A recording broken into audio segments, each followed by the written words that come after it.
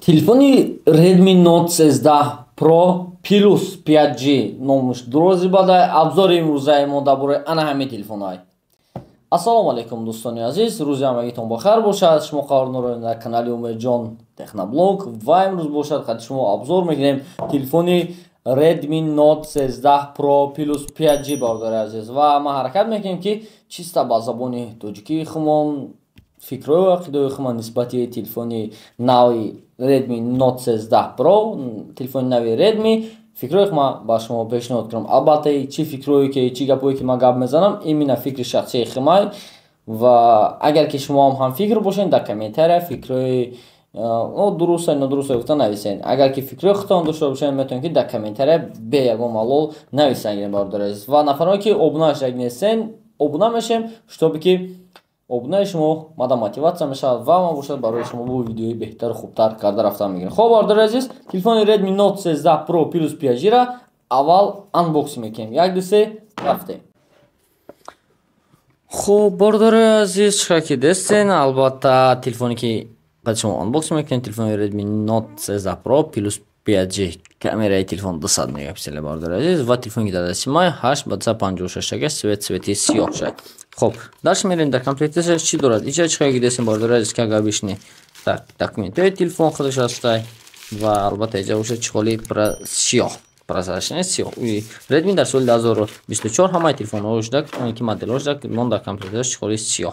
Ва телефонро худша як тараф озираша мемонем ва албатта дар инҷа дорем мо бистра зарядка чиқар ки дестен бардор азиз 120 ватта.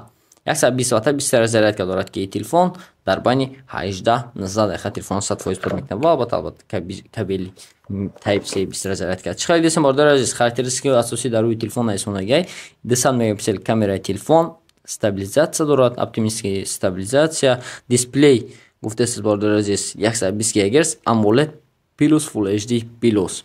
Mediatek Dimensity 7200 плюс Ultra процессори и телефонай, аккумулятори телефон бошад 5000 мАч.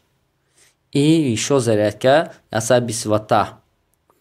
Защита от воды Apple IP68 бардор азиз, дар компанияи Redmi якумин телефоне ки iOP защита дорад. Ва албатта ин телефон мо тест карда хати шумо мебинем бардор азиз дар давоми видео. Чиқар ки дестен телефони Redmi Note 13 Pro Plus 5G ра анбоксинг кардем ва шумо аллакай дидем ки дар комплектация чӣ дорад.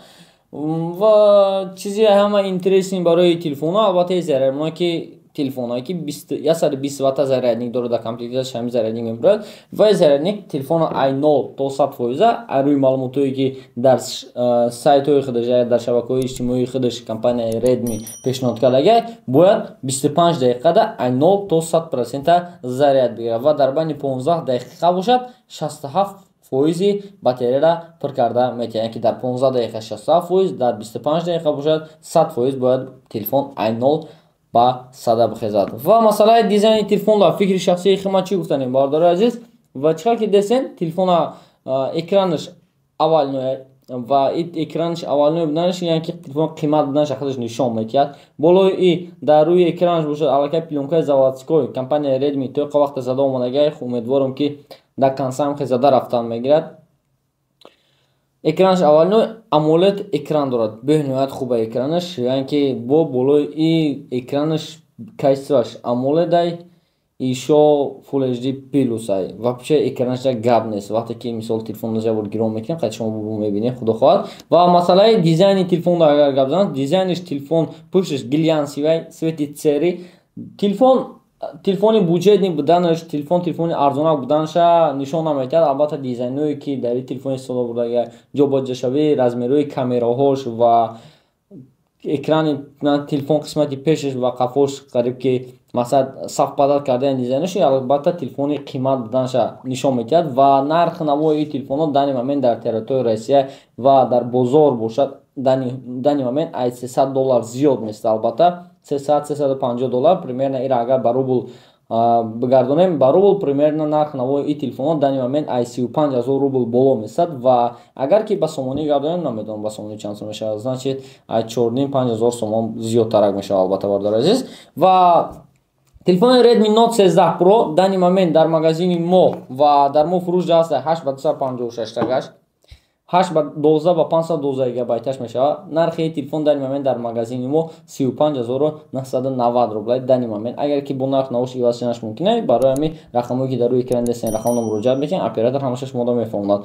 Хуб, масъалаи камераи телефон бибинем бардор аст. Камераи асосии телефон 200 мегапиксел ташкил метиҳад ва камераи расон дорад. Камераи расони телефон бошад 8 мегапиксел ва камераи дигариш макро камераш бошад ва бошад 5 мегапиксел ташкил метиҳад бардор азиз. Ва спичка дорад, албатта дар қисмати ахир спичкаш отдельно меистад. Ва ҳама ҷиҳати зури, яъне ки экран ҳам аввалиной, ҳам отпечатки палец дар рӯи экран. Экран AMOLED бардор азиз ва ҷои зарфнокаш бошад Type-C. Бистра зарядка мегирад, дар комплектасияш бошад 120 заряди мебурад. 5000 мАч батарейкаи телефон бардор азиз. Ва телефони Redmi поколение Redmi Note поколениёш усу сар карда. Note 12, Note 13 мисол, Note Pro, Note Pro 5G, Note Pro Plus ҳамаш барои идора кардани пульт масалан датчик дорад. Албатта ин телефон ҳам ҳамон функсияро дорад ва ин телефона то ҷое ки ман информация гирифтам ва то ҷое ки ман дидам, телефон об защита дорад. Ва минусҳои телефона гап мезанам. об защита дорад. Худохоҳ мо шумода бо тест карда ира албатта нишон метиҳем, барои ки мо тест бояд кунем. Именно барои шумо, агар ки шумо тайёр бошед гӯед ки ҳам бардор тест ҳамин телефон мода нишон теҳед дар об чӣ кор карда наша, худохоҳ ира тест карда шумо нишон метиҳам. Хуб, минусҳои телефон ҳамаи бардори азиз ки дута минуси ки ман аслан худам дидамаш дар ҳамин телефон ба фикри шахсии худам. Якум минусш бардори азиз, телефон беспроводной заряд намегирад. Барои ки ҳозир дар ин момент телефонои 20000 Infinix беспроводной заряд гирифтааст, барои чӣ телефона беспроводной заряд намемонанд. Якум минусш ва дуюм минус бошад дар ин телефон, ну намедонам, ба фикри ман флеш-карта намехӯрад.